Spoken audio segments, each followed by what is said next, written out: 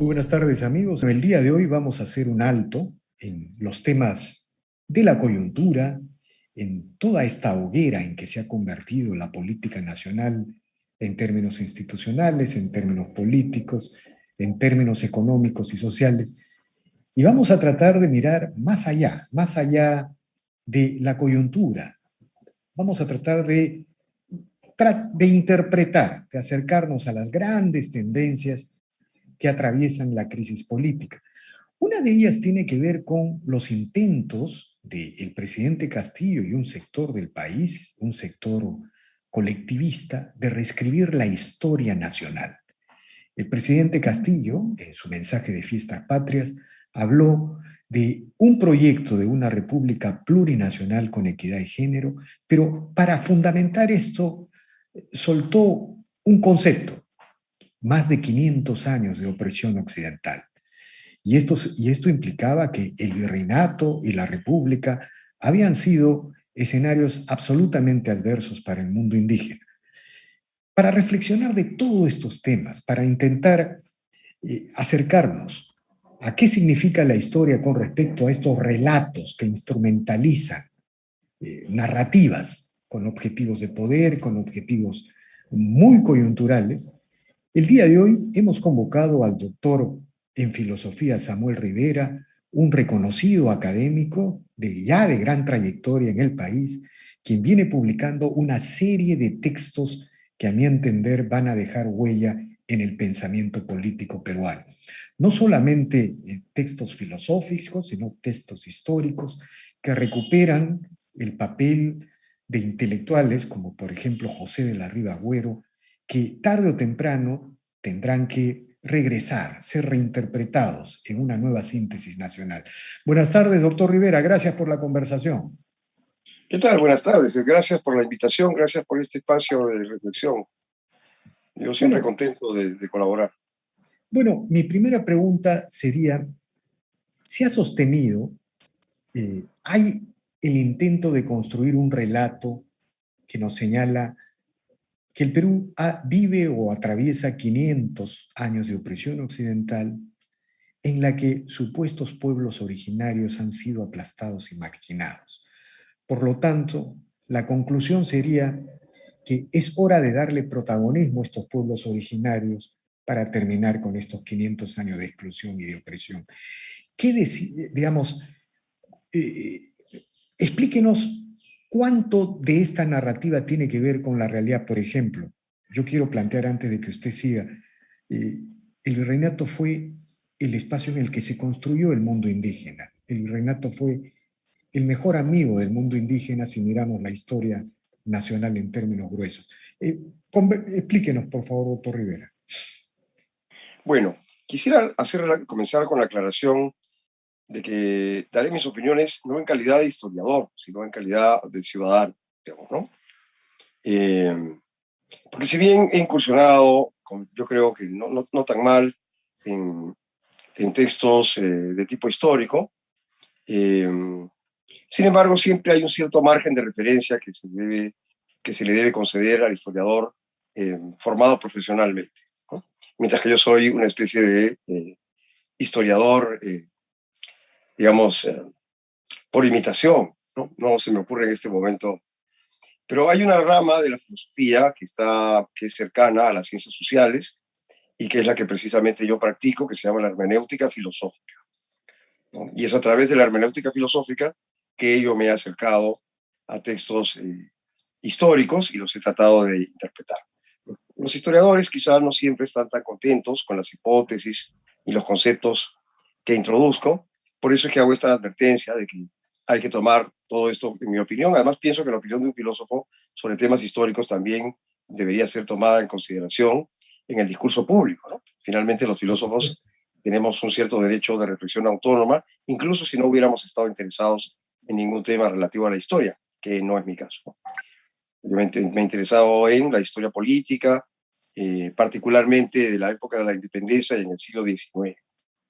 Pero, como hay que recordar también, me he dedicado varios años al estudio de comienzos del siglo pasado.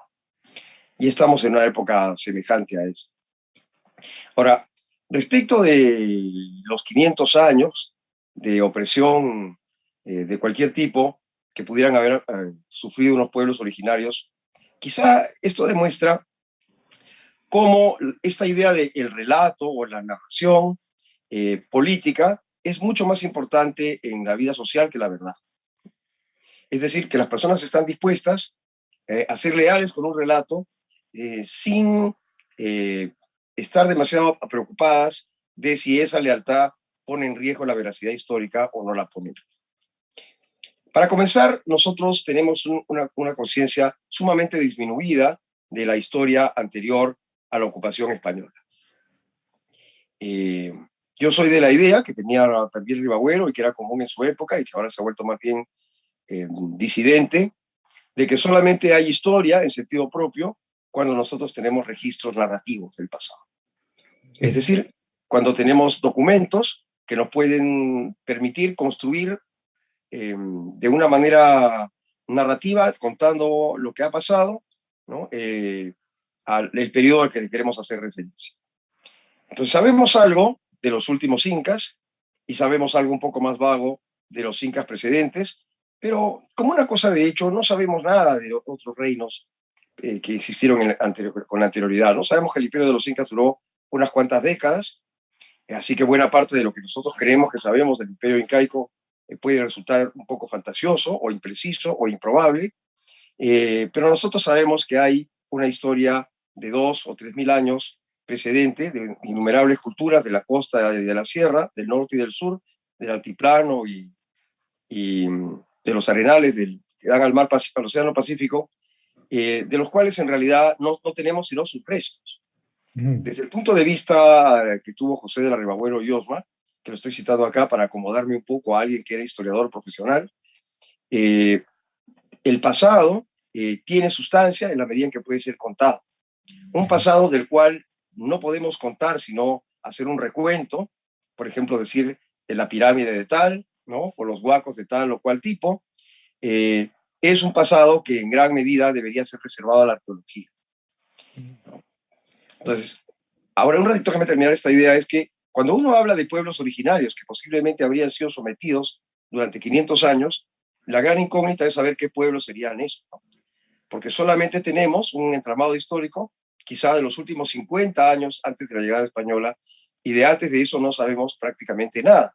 Y en consecuencia no se puede hacer adscripciones de identidad étnica o cultural respecto de un pasado anterior a esos 50 años. Ahora, que pretendería cualquiera que habla de los pueblos originarios. ahora, si yo le preguntara por el mundo indígena, por esta idea de mundo indígena, ¿no? Es decir, no se puede hablar de un mundo indígena sin, por ejemplo, sin esta reforma que hizo el virrey Toledo de las comunidades, digamos, de los ayus preincaicos sobre la base del modelo de las comunidades campesinas de Castilla.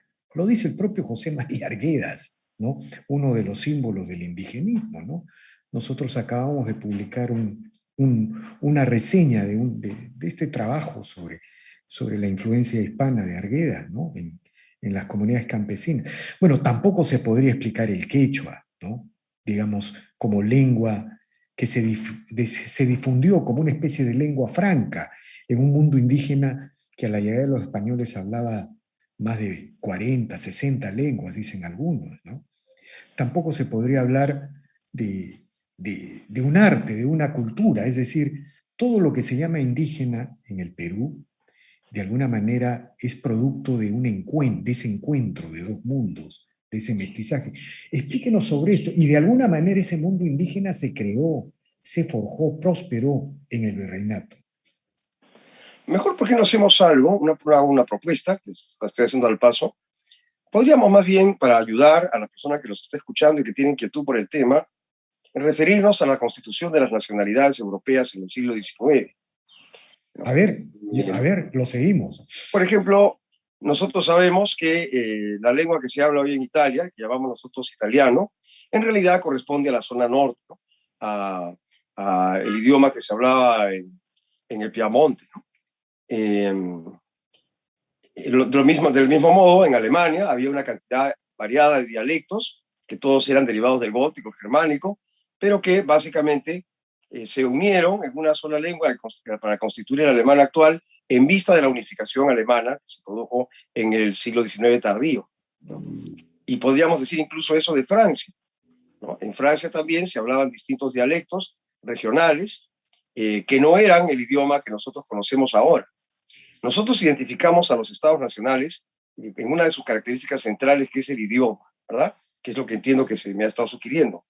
Sin embargo, los idiomas de Alemania, de Italia y de Francia, para poner estos ejemplos que me han venido a la mente primero, en gran medida son unos idiomas construidos, ¿no? Que han sido el resultado de una política estatal que los ha impuesto y que los ha convertido en el lenguaje obligatorio y en el lenguaje identitario incluso de sus países. De tal manera que las nacionalidades europeas prototípicas que he mencionado, ellas mismas tienen una frontera cronológica hacia el pasado muy pequeña. Es decir, si retrocediéramos hacia el Santo Imperio Romano, para lo cual solo necesitamos un poco menos de 200, un poco más de 200 años, nos vamos a encontrar que en Alemania hay muchos dialectos. No sé cuántos, pero yo reto al lector que busque en la Wikipedia o busque algún repositorio común de los que tenemos en el Internet y va a poder comprobar que el idioma que se habla ahora no era el idioma que se hablaba en Alemania en general hace solo 200 años, ¿no? Entonces, y lo mismo vale para Italia, lo mismo vale para Francia. Recordemos ahora el caso español, ¿no? La nacionalidad española, de manera política, en realidad es el resultado del proceso de Francisco Franco, ¿no? Y los españoles anteriores al proceso de Franco tenían una gran variedad que de alguna manera se ha intentado rescatar ahora para darle cobijo a las ideas de izquierda, ¿no? Como si fueran reivindicativas de un pasado. Y nosotros en gran medida estamos copiando de una manera poco nacional este modelo transnacional de izquierda que sería el que estaría ocurriendo en España. Si en la sierra se hablaba predominantemente el quechua en el momento de la instauración de la República, posiblemente eso se deba a un fenómeno político que está vinculado más a la dominación española que a los incas, ¿no? Porque había una variedad enorme de dialectos, porque también había una variedad enorme de pueblos. El imperio de los incas no era una masa étnica maciza, sino que era un conglomerado de pueblos diversos que se habían ido traslapando a lo largo de un periodo muy grande de años, ¿no? Que tenían habilidades, cualidades y características étnicas diversas. Entonces, por ejemplo, si ahora si al comienzo de la República nos encontramos que mucha gente hablaba quechua, que casi, no sé, 2/3 partes hablaba quechua, eso posiblemente sea producto de la administración española más que de la administración incaica, porque la administración española duró 300 años y fue muy eficiente, y la administración incaica fue extraordinariamente breve si la comparamos con la española. Entonces hay que tener mucho cuidado con este tema de las identidades del originario, lo antiguo, ¿no? Y preguntarnos más bien en qué medida nos conviene tener alguna antigüedad de la cual cogernos. Eso también lo pensaba Ribagüero y me da un cierto orgullo poder utilizar mis conocimientos ahora. Dado que para los casos de Italia, Francia y Alemania se me hubiera concedido que estos países han generado sus naciones a la misma vez que la unificación de sus lenguajes en un tiempo muy pronto, y que sería bastante ilógico que alguien quisiera renunciar a la unidad obtenida de esa manera para regresar al siglo XVIII o al siglo XVII. Del mismo modo, también nosotros tenemos los pasados que nos deberían ser preferentes. Quizá los pasados que menos nos convengan sean los más antiguos, porque también los más antiguos son los más inciertos, en donde buena parte de lo que nosotros pretendemos que conocemos no es sino legendario, ¿no? O es hipotético, ¿no? Y debemos, si es que queremos elegir una manera de configurar nuestro modo de ser para convertirlo en una referencia nacional, buscar el pasado que nos sea más cercano y que nos sea más integrador. Ahora, doctor Rivera, si yo le preguntara, digamos, un poco para animar el hilo de la conversación, ¿no? Muy buena aproximación la que usted ha planteado con las experiencias de estos países europeos, ¿no? Si yo le preguntara, si tuviéramos que valorar quién fue más amigo del mundo indígena, mire, es una cosa muy simple, muy elemental, y quién en realidad se convirtió en el gran enemigo del mundo indígena, ¿no? Yo recuerdo, digamos, siempre tengo presente en la memoria uno de los primeros decretos de Bolívar, ¿no? Que elimina las noblezas indígenas, los curacazgos, por esta idea jacobina de un ciudadano un voto, por esta idea igualitaria, igualitaria entre comillas, ¿no? Todos somos ciudadanos, todos tenemos un voto. Bueno, esta idea de eliminar el mundo indígena fue devastadora para las sociedades andinas. Digamos, si, si la ciudad y los perros, perdón, si los perros hambrientos de Ciro Alegría fue una novela, ¿no es cierto? Una novela emblemática en su tiempo. Este, eso se debe a que el mundo criollo expulsó al mundo indígena de sus tierras y la República se convirtió en uno de los peores enemigos del mundo indígena. ¿Estamos en lo cierto con este tipo de aproximaciones? ¿Qué nos puede decir al respecto? Eh, Estamos en el límite de lo que es conveniente decir o no decir, ¿no? Es el límite riesgoso que uno debe cruzar si es que uno desea pensar las cosas con profundidad. Tiene que ir más allá de donde normalmente se va, pero eso implica un cierto riesgo, ¿no? Ujú.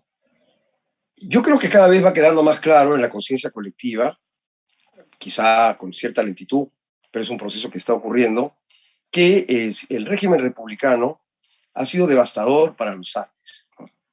El régimen republicano ha sido muy malo para los Andes porque desestructuró eh, las formas de vida que se habían establecido ahí, tanto de manera cultural como jurídica, después de la ocupación española durante todos los siglos que tuvimos acá el virreinato, ¿no? Eh, Básicamente, el problema del igualitarismo jacobino, ya que se ha sido mencionado ese tema, es que parte de la presunción de que los agentes sociales se van a sentir identificados como si fueran ellos unos emprendedores, para decirlo de alguna manera, ¿no? Lo cual presupone que además cada uno de estos agentes sociales identificado como un individuo tendrá un gran apego para él ser, para ser él, voy a repetirlo, suena un poco redundante, un verdadero agente social. Un agente es alguien que actúa, que realiza, que hace. Esto se puede decir de manera directa, por ejemplo, de un comerciante, ¿no? O de una persona que tiene cargos públicos. Pero es muy extraño decirlo de un campesino, ¿no? O decirlo de una persona que desempeña deberes elementales, ¿no? De aseo o de conservación de viviendas o de servidumbre. Y pareciera que de una manera mágica, darles a todos la misma condición a través de la ley suprime la diferencia entre el siervo y el burócrata, entre la persona que se encarga de la cocina y la persona que requiere de sus servicios. Sin embargo, nosotros sabemos que los dispositivos legales no necesariamente, incluso teniendo buena intención, acá lo que básicamente sufrió el pueblo indígena ha sido la pérdida de sus élites. Eso quizá es lo más triste que nos ha podido pasar, ¿no? Sí, yo hace un cierto tiempo estuve de viaje en la sierra y le preguntaba a las personas con quien yo me encontraba, personas que eran de consideración, de clases acomodadas, pero de la sierra, si tenían memoria de quiénes habían pertenecido a la antigua nobleza india, ¿no?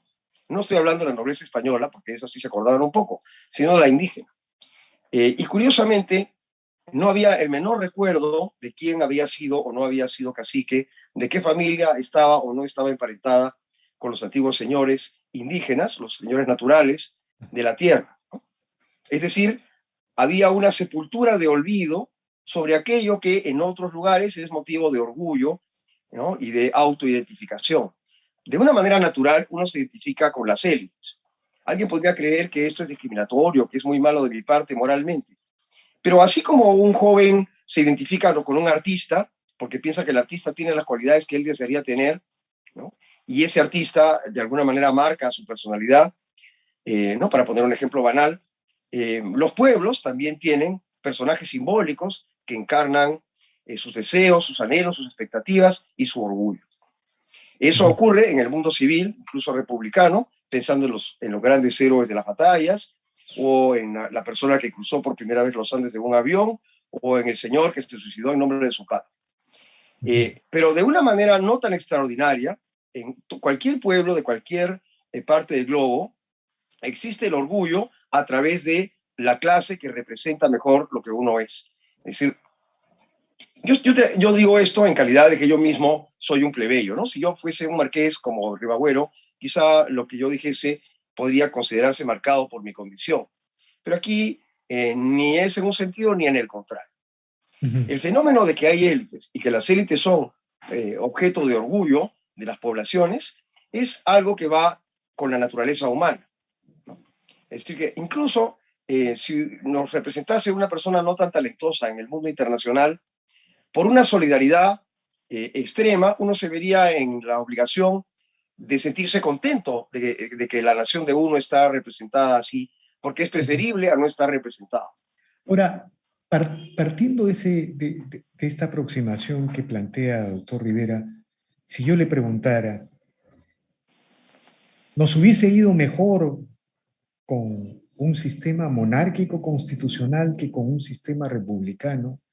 El mundo indígena, por ejemplo, hubiera tenido, porque, digamos, usted no lo afirma tan categóricamente como tratando de preservar el rigor académico, pero en mi caso, yo actuando como periodista, digamos, si yo doy una mirada a la República y lo comparo con el virreinato, entonces uno siente muy rápidamente que la República fue realmente enemiga del mundo indígena. Entonces la pregunta que yo le hago es, ¿nos hubiera ido mejor con una continuidad de, de las instituciones virreinales en un sistema constitucional republicano, como alguna vez se planteó cuando se rompió con la metrópoli, o quizá se hubiera mantenido mucho mejor la viabilidad de las naciones latinoamericanas o sudamericanas con una continuidad en otros términos del imperio español? ¿Qué reflexión le merece esto? Porque a 200 años de la independencia todo es una suma de fracasos. Bueno, voy a tratar de contestar eso sin resultar magullado. Eh, Quizá yo replantearía la pregunta de otro modo, sería de la manera siguiente. Eh, si tenemos una cierta idea de que la República no ha sido muy exitosa gerenciando nuestro país, sería posible, no que en el pasado hubiésemos tomado decisiones mejores respecto de la administración de nuestro país, sino si en el presente o en el futuro pudiéramos hacer eso, ¿no? Y voy a responder de una manera un poco ingenua e infantil, porque pienso que si me han invitado, quizá eso me da unos ciertos derechos que normalmente no tendría. Eh, Todo lo que puede ser hecho también, ¿no? No hay ninguna razón por la cual el que hayamos tenido una república, de lo cual no ganaríamos nada lamentándonos todo el tiempo, el que hayamos tenido una república no significa que siempre la tendremos, ¿no? El que seamos un desagregado dentro de un conjunto de países que no tendrían por qué estar separados, no quiere decir que en el futuro siempre estaremos separados o que nos disgregaremos más, como está ocurriendo tristemente en España, ¿no? Entonces hay que quizá dirigir las preguntas a la expectativa y no a la nostalgia, porque el pasado desafortunadamente es irreparable, ¿no? Si tuviéramos que hablar del pasado, quizá el modelo republicano que se propuso acá como muy bueno, ingresó a nuestro país en el momento en que en Europa parecía definitivamente demolido. Y la perspectiva que nosotros tenemos de la necesidad moral de que nuestro país sea como una república francesa, ese es un resultado histórico que ni siquiera tiene que ver con nosotros, ¿no? Que tiene que ver más con el desarrollo de Francia como una potencia durante el siglo XIX, la guerra ideológica que tuvo contra las monarquías europeas, el resultado de la Primera Guerra Mundial y finalmente el resultado de la Segunda Guerra Mundial y nuestra sumisión a los Estados Unidos. Hay una secuencia de acontecimientos que tienen que ver con la historia social del Occidente y no necesariamente con la historia peruana, que es la que nos marca como unos entusiastas republicanos que estamos dispuestos a sobrellevar el fracaso como si fuera un gran éxito por venir, ¿no? Entonces, no tanto pensar en el pasado, ¿por qué mejor no pensar en el futuro? porque en el pasado hemos vivido subordinados a unos modelos extranjeros de formación de nuestra inteligencia social, pero eso no quiere decir que en el futuro vamos a seguir igual. Hay un proceso, lo último que digo para cerrar esta parte, hay como un proceso de reflujo tenso en los países occidentales entre radicalizar una especie de lenguaje ultrademocrático, anarquista, y por otro lado, una visión que yo considero mucho más realista, moral y políticamente, de las sociedades como cuerpos de organización, tanto simbólica como jurídica, ¿no? Entonces, hay una relación muy tensa en la que, sin embargo, como fruto, está apareciendo una necesidad, yo creo que cada vez más grande, de recuperar los elementos de identidad de los pueblos, incluyendo el nuestro, para sobre la base de ese conocimiento, y, que es un conocimiento del presente, generar unas instituciones futuras que sean mejores que las que hasta ahora hemos tenido. Yo no podía responder de manera abstracta si la monarquía podía ser constitucional, o si podría ser electiva en lugar de ser hereditaria, o si podría tener doble cámara o una sola cámara, o si podía no ser una monarquía, sino un sistema paramonárquico, ¿no? Lo único que sé es que el sistema republicano ha sido una desgracia para el Perú, y que no tendría por qué ser indefinido. Y que conste que esto no tiene, quiero aclarar para terminar esto, eso no significa que uno se lamente de la existencia independiente del Perú, porque insisto en que no tiene sentido tratar de transformar lo que no tiene remedio, ¿no? De Aquello que acuerdo, ya se hizo no puede ser revertido. Lo que sí de, podemos hacer es anticiparnos a un futuro de fracaso. de acuerdo, doctor Rivera, buena observación. Ahora, miremos las cosas hacia adelante, ¿no? Claro, Mire, digamos, yo he tratado de, en mis preguntas, poner al mundo indígena como el gran protagonista, porque, y ahora, digamos, mirando las cosas hacia adelante, hay otro mundo indígena actuando, o si no lo llamamos otro mundo indígena, lo andino ha sido recreado, ha sido reformulado. Mire, uno de los grandes problemas, de los grandes temas en las reflexiones de José Larribagüero, Víctor Andrés Belaúnde, incluso Francisco García Calderón, o la generación del 900 era cómo construir un Perú sobre la base de un mundo criollo minoritario y un mundo indígena mayoritario, ¿no es de cierto? acuerdo. Ese era uno de los grandes temas. Luego vinieron Aya, Mariate con sus propuestas, en fin. Pero desde los 50 para acá, el Perú, digamos, las migraciones andinas a la ciudad y las reformas económicas de los 90 han convertido a Lima en la principal ciudad andina, ¿no? O sea, la realidad sociológica es que Lima ya es la principal ciudad andina. Y uno ve, digamos, en una mirada general sobre el Perú, uno siente que los Andes que un poco se han despoblado de tal manera y han convertido en las ciudades en estos crisoles de migración, de mestizaje, de peruanía. En este contexto yo le pregunto, a pesar de todos los problemas que hemos tenido en nuestra construcción republicana, si yo le preguntara en este contexto, ¿cómo va la salud de la peruanidad? El día de hoy hay más Perú que antes, a pesar de todos los problemas. Digamos, hay espacio para el optimismo de alguna manera, ¿no? ¿O cuál es su impresión, doctor Rivera? Bueno, esto es un poco más complicado de contestar. Voy a intentar ser veraz en el poco tiempo que es posible. Eh, Primero veamos las cosas optimistamente. Si consideráramos que las diferencias étnicas en el espacio peruano generan algún tipo de problema, eh, podemos estar seguros de que ahora hay mucho menos diferencias étnicas que hace 50 años. Que la proporción de lo que podríamos llamar razas puras, para hablar como se hablaba en mi infancia, ha disminuido enormemente. Como yo no soy un maestro de la estadística nacional, no quiero aventurarme a dar números, pero también invito a la persona inocente, como yo, que desea informarse, a que investigue en la red cuál es la proporción de blancos puros o de indios puros en la actualidad y la compare con la proporción del último censo disponible anterior, ¿no? Y además podría ir haciendo el ejercicio de ir revisando indefinidamente esto hasta la época española. Descubriría que en la época española había muchos más españoles, ¿no? Mucho más personas blancas que ahora. y que las personas que consideramos blancas ahora son un número exiguo. Además, las personas blancas que llamamos blancas quizá no sean tan blancas tampoco, ¿no?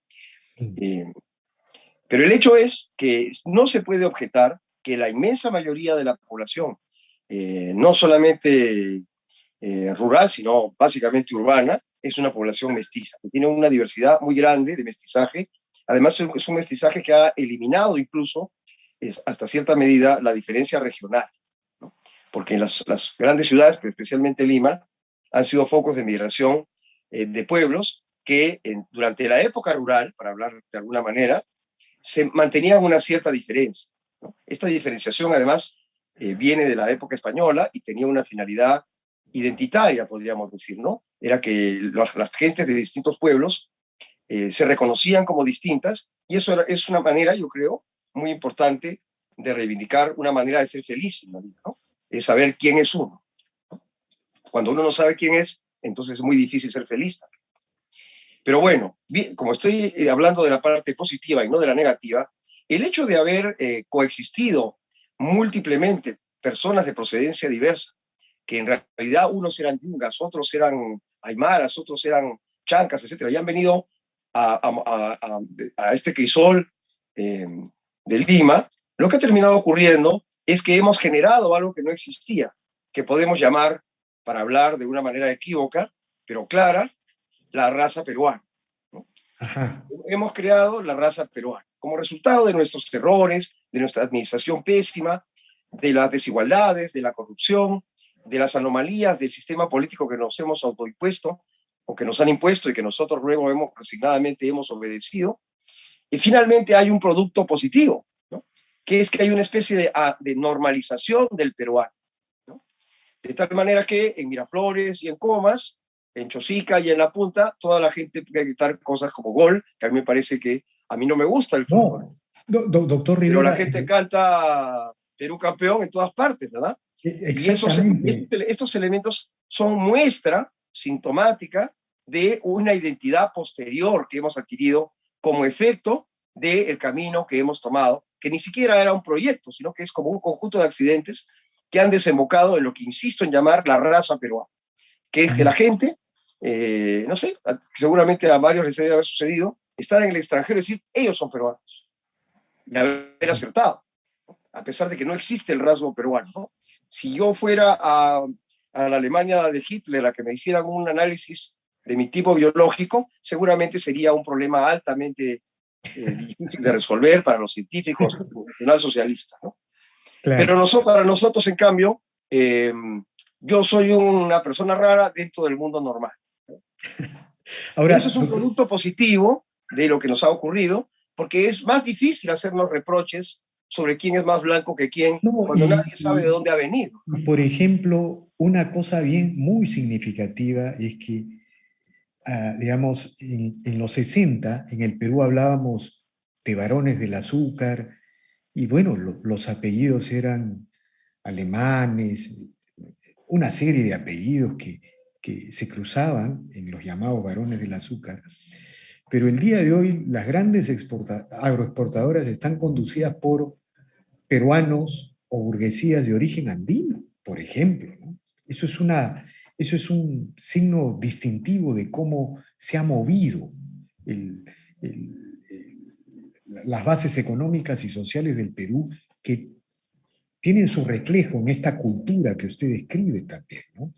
Los mercados populares, por ejemplo, los mercados populares y emergentes, son un crisol de mestizaje, de cosmopolitismo, que no está reflejado en el Perú oficial, ¿no? Que no está reflejado en el Perú oficial. Si reflejáramos ese mundo en el Perú oficial, probablemente el Perú, acá habría una revolución impensada, ¿no? ¿No? Pero en fin, le quería plantear esta pequeña introducción para volver al inicio, ¿no? Al inicio. Digamos, esta idea de los pueblos originarios, de la República Plurinacional, surge como una especie de reacción contra Occidente. Hay en el Perú y en América Latina y en el mundo en general la, la creencia o la convicción de determinados sectores muy influyentes que hay que deconstruir, hay que cambiar las bases con las cuales Occidente se ha venido organizando y ha venido construyendo cosas muy importantes para la humanidad, ¿no es cierto? Esas bases están siendo cuestionadas y digamos que la idea de 500 años de dominación occidental es parte de eso. Entonces, ya para plantearle un tema más allá del Perú, ¿cómo ve usted la situación del Perú en medio de esta ofensiva general que se produce contra Occidente en el planeta como tal? Las estatuas de los padres fundadores son cuestionadas, son derribadas, las estatuas de Colón y Cervantes son mancilladas, la estatua de Churchill es mancillada en el propio Londres. ¿Cómo percibe usted nuestra ubicación como país en este contexto y América Latina o si usted quiere América del Sur? ¿Cuál es su impresión, doctor Rivera? Quisiera ver las cosas con optimismo en lugar de verlas con tristeza. Así que voy a tratar de enfocar la mirada para ver lo mejor y no lo peor. Desafortunadamente para nosotros, por más que algunos quisieran que fuésemos andinos profundos, en realidad, en gran medida y en una medida predominante, hegemónica, somos personas occidentales. Incluso hasta yo mismo me desearía que no fuéramos tan occidentales, porque pienso que a Occidente le está pasando muy mal y que nos transfiere todos sus problemas por nosotros tener nuestra identidad puesta ahí. Pero es una cuestión fáctica que nosotros somos una parte, no precisamente la parte central del mundo occidental, y que esta posesión, de alguna manera voy a permitirme decir esto, tiene un significado metafísico. Mientras nosotros somos parte del Occidente, desgraciadamente el Occidente es al modo de nuestra naturaleza. Y por lo tanto, lo que haga bien el Occidente y lo que haga mal el Occidente nos va a caer también a nosotros. Y de esto quiero sacar el rasgo esperanzador, que es que están apareciendo pequeños grupos de personas que están tratando de salvarnos del naufragio occidental. Yo no sé si sea muy oportuno, pero recuerdo una película que se llama El Arca Rusa, de Alexander Sokurov. Es una película que me gusta mucho, ¿no? Que es muy famosa, es del año 2002 o 2004, no puedo recordar bien ahora, pero que pretende representar la historia del Occidente, el Occidente que es salvado en el Arca Rusa. El Arca está en el naufragio del mundo moderno, cuando la revolución, la guerra y el horror están atravesando el mundo occidental. Un grupo de personas deciden resistirse cerrando la puerta de su bote, ¿no? Es como el Arca de Noé, ¿no? Solamente que dentro hay animales más felices, ¿no? Animales humanos. La cerradura de la puerta del arca, está relacionado con el deseo de supervivencia y de subsistencia, reconociendo el naufragio en el que se está, ¿no? Es decir, que quizá Noé fue llamado por Dios para salvar a las especies animales, porque él tenía la conciencia de que había el diluvio, mientras que los demás vivían en la ignorancia. Entonces trató de predicarle a los demás que habría un diluvio, pero solo él tuvo la conciencia y el poder de salvarse le fue extendido solamente a los humanos que estaban con él emparentados, como recordaremos nosotros occidentales que hemos leído las escrituras sagradas del cristianismo. Pues bien, en el Arca Rusa ocurre una analogía parecida, ¿no? En la que los rusos son llamados a tener el Arca de Europa. Y por lo tanto es el lugar como bienvenido para que los occidentales se salven. Bueno, yo personalmente soy una persona entusiasta en el sentido de que creo que estamos lo suficientemente lejos de Europa para ser como una especie de San Petersburgo andina, donde podríamos creer que tenemos un arca donde los occidentales podrían salvarse. Quizá los occidentales están llamados a autodestruirse, como todas las sociedades que se enferman, degeneran, finalmente mueren, y nosotros podríamos conservar de ellos el barco, ¿no? Para darles a algunos de ellos, representados por su cultura y por sus tesoros, alojamiento, ¿no? Y nosotros más bien ser los conductores de la nave. Pienso que esta es una forma más plástica de explicar mi sentido de la esperanza respecto de nuestro rol en el mundo occidental. El mundo occidental va inexorablemente camino de la destrucción, cada vez más aceleradamente, y la pregunta es, ¿y qué podemos hacer en esa destrucción? Bueno, no la podemos evitar, porque los que la producen son los mismos que son hegemónicos sobre nosotros, pero existe la posibilidad de pensar en que uno se salvaría de ese naufragio, ¿no? Porque el diluvio no se puede evitar, pero el naufragio sí. Eso sería lo que yo contestaría. Bueno, ¿y qué hay, No pueden digamos? decir que no soy sutil, ¿no? Sí.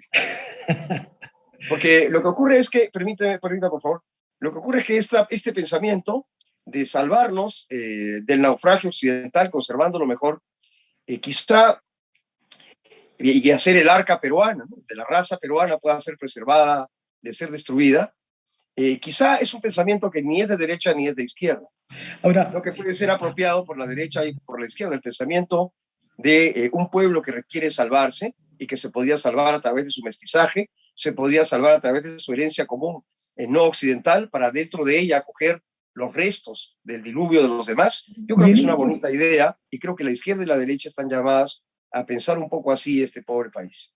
ahora, digamos, en su reflexión filosófica, usted se ha definido como un hermeneuta filosófico, ¿no? Como un cultor de la hermenéutica filosófica. Este, bueno, la hermenéutica filosófica tiene que ver mucho con el análisis de la tradición, ¿no es cierto? Correcto. Pero no tiene que ver mucho con el análisis de la tradición. En este contexto, doctor Rivera, ¿qué papel juegan todos estos debates que existen en América Latina, en el mundo, entre liberales, conservadores, entre neomarxistas, entre, entre neomarxistas, por llamarlo de algún modo general, porque, digamos, ya aterrizando en el mundo presente, ¿no?, en el mundo coyuntural, una de las cosas que ha impresionado y que impresiona al mundo es cómo Perú y Chile, dos joyas del crecimiento en los países emergentes, que redujeron pobreza significativamente en comparación a otros países emergentes. Chile, digamos, sigue teniendo todavía el ingreso per cápita más alto de América Latina, 8% de pobreza. Perú había triplicado su PBI, ¿no? Había reducido pobreza de 60 a 20%, había avanzado en constituirse en una sociedad cercana a una sociedad de clases medias, consolidadas, en fin. Pero ambos países están bajo gobiernos o bajo salidas colectivistas, por llamarlo de alguna manera, ¿no? O no sé cómo llamarlas, jacobinas, comunistas, para hablar en términos filosóficos, que pretenden refundar el mundo, empezar sus proyectos desde la nada, sin considerar la tradición, sin considerar las historias. ¿Qué papel juegan estos debates ideológicos en estas grandes descripciones que usted nos plantea, doctor Rivera? Bueno, y hay un tema de comunicación cultural respecto de las cosas políticas, ¿no? Aquí voy a hacer voy a utilizar la expresión nosotros las élites, ¿ya? Porque las élites no solamente incluye a la gente que es más poderosa, sino también a la gente que se dedica a la cultura y a la comunicación, que es el caso de ustedes y yo, ¿no? Eh, en el mundo de las élites, en nuestro mundo, eh, nos es con natural identificarnos inmediatamente con los conceptos que se crean en el mundo occidental. Entonces, vivimos en una coyuntura en la cual hay una creación masiva de conceptos, lo voy a decir porque no tenemos mucho tiempo, la creación masiva de conceptos sociales absurdos. Conceptos sociales que si fueran sometidos a un examen riguroso, de tipo lógico, o tuvieran que ser contrastados de una manera científica, no lo podían resistir. No voy a mencionar ninguno, pero como la locura se ha vuelto popular y todo el mundo sabe que no la suscribo, entonces es muy fácil poder identificar a qué me refiero, ¿no? Hay un lenguaje que en mi juventud se hubiera llamado, se llamaba esto, caramba, me he olvidado el término psicoanalítico, ¿no? Pero es como que hay unas ideas locas, ¿ya? que, sin embargo, por razones que no son extrañas, nacionalmente hablando, se han vuelto populares en el mundo de las élites del cual nosotros somos los sometidos, ¿no? Nosotros pensamos a través de un lenguaje que nos viene dado de otro contexto, donde hay una profunda decadencia, donde todo lo que produce integración social se está descomponiendo, y nosotros asimilamos la decadencia de estos países hegemónicos como si fuera un lenguaje intelectual interesante, lógicamente solvente, coherente, ¿no? Y además como un lenguaje fácticamente verdadero. Y aplicamos ese lenguaje como si correspondiera a nuestra realidad, como seguramente sí corresponde a la descomposición, a la putrefacción de los estados occidentales de la actualidad. Entonces tenemos un lenguaje que no se acomoda con la realidad, nos identificamos en tanto élite con nuestro lenguaje, que es en realidad un lenguaje ajeno, extranjero, un lenguaje que debería sernos pesado y debería sernos incómodo. Los primeros en utilizar lenguaje relativo al género somos los intelectuales, ¿no? Que acríticamente tomamos un concepto que lo ha inventado alguien en alguna parte de Estados Unidos y sin tomar en cuenta el contexto de donde salió ni las consecuencias que genera, lo aplicamos como si fuese verdadero, pero respecto de nuestro propio país, ¿no? También, por ejemplo, ahora se utiliza mucho la expresión racismo. Voy a contar esta historia. Para nosotros las élites es muy difícil creer que lo que nosotros creemos verdadero sea falso, ¿no? Y entonces no somos autocríticos con el lenguaje que usamos, sino que somos benevolentes pensando que porque somos las élites inteligentes, entonces nuestro lenguaje es infalible. Y no estamos dispuestos a comparar nuestro lenguaje con nuestra realidad peruana o nuestra realidad latinoamericana o iberoamericana, ¿no? Y al hacer eso, actuamos de una manera ciega a algo que se dispone en un lugar que no es el nuestro, ¿no? Recuerdo que había unos sobres de mazamorra que se llamaban Negrita. Sí, sí. Entonces la historia en su detalle no la conozco, pero un día me enteré que la compañía que fabrica la mazamorra Negrita decidió tener un nombre quechua incomprensible para mí, que yo no hablo quechua, ¿no? No sé cómo le irá en términos de mercado a la empresa que hace la mazamorra. Yo creo que nadie sabrá cómo identificar su producto, ¿no? Y que va a tener unos severos problemas económicos, pero está reproduciendo esta empresa de mazamorra un problema que también tienen otras empresas en el mundo, en el primer mundo, digamos, ¿no?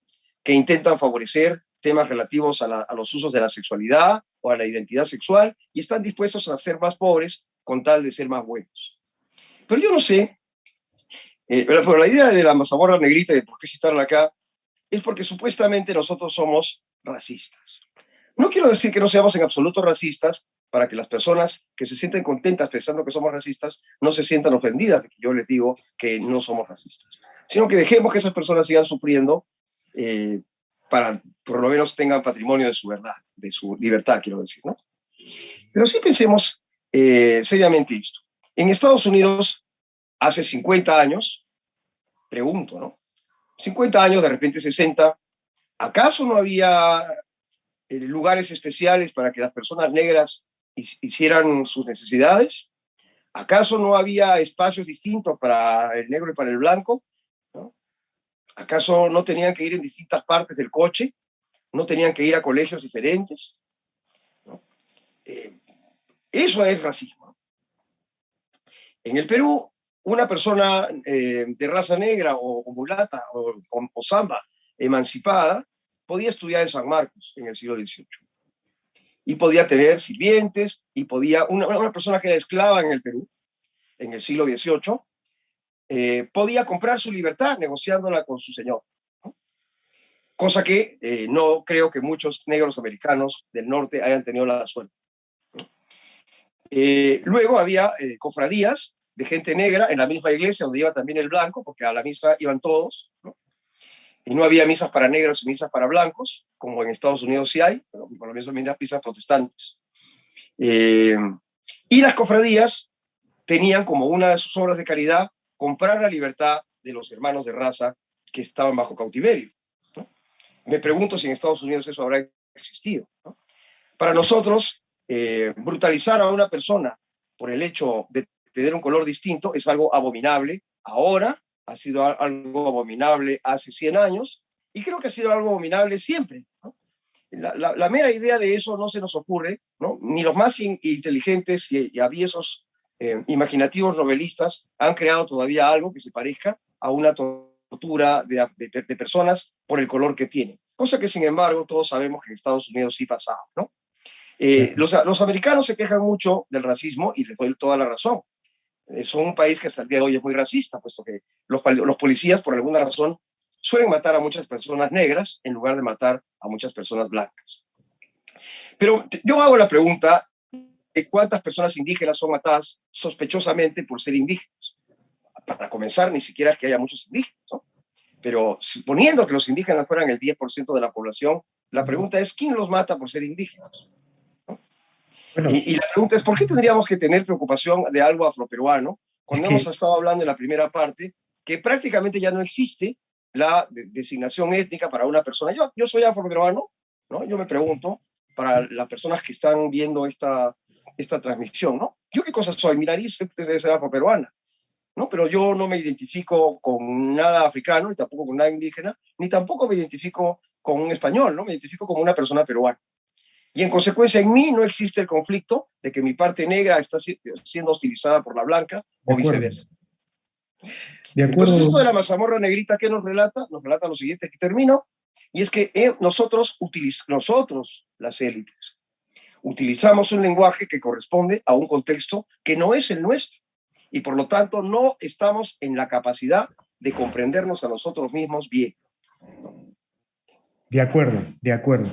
Infinitamente agradecido por estas interesantes reflexiones, doctor Rivera. Seguramente esto es el inicio de una serie de conversaciones que deberíamos tener en este medio, en este portal, precisamente para ir construyendo estos espacios en el que las élites, o como decían los griegos, las aristocracias se reformen, porque las élites son, como usted dice, fundamentales para el cemento de una sociedad, son los que construyen, digamos, las grandes visiones, los grandes relatos.